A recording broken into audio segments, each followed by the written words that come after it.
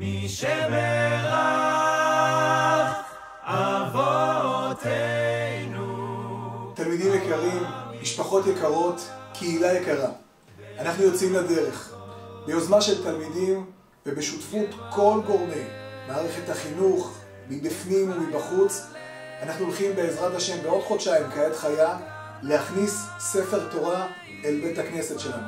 ספר התורה הזה יהיה לעילוי נשמותיהם של חיילי צה"ל שנפלו במלחמת חרבות ברזל, לעילוי נשמת האזרחים שנפלו במכלול האירועים שהיה סביב המלחמה הזאת, ולהצלחה ולשמירה ולהגנה על חיילי צבא הגנה לישראל שכל כך יקרים לנו.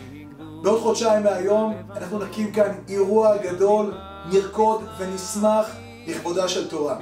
איך עושים את זה? אנחנו צריכים את העזרה שלכם. כל התגייסות של כל שקל לטובת המטרה הזאת תסייע ללכת ולהפיץ את הבשורה המיוחדת הזאת. יש שכבה שלמה בתוך בית הספר שאמונה על העניין הזה, יחד עם כלל השכבות. אנחנו עכשיו באים ומבקשים את הגיוס שלכם. אפשר לתרום חי שקלים עבור אות, אפשר עמוד, אפשר פרשה, וכל מי שיתרום פרשה, אז אנחנו ננציח את שם יקירו לרפואה, להנצחה או לכל ברכה אחרת. אנחנו צריכים אתכם, תהיו איתנו, אנחנו יוצאים לדרך. אהלן באר רבי יקרים, אני אסף ריאט, בוגר מחזור ה', לוחם בפלוגה רובעית בגדוד נחשון. מברך אתכם על המיזם המבורך שמחבק את חיילי צה"ל. אוהבים אתכם מגזרת איו"ש, תנו בראש.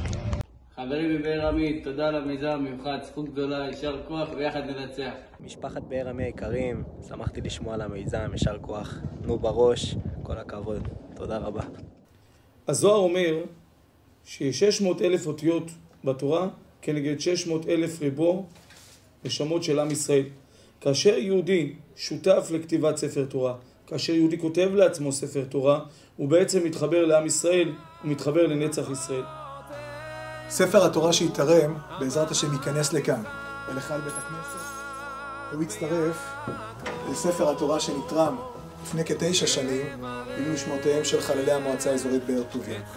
נשמח להצטרפות לחיבורים הללו. בעזרת השם ספר תורה שישמש את כל קהילת בית הספר, מדי יום שני וחמישי, בעזרת השם נעשה ונצליח.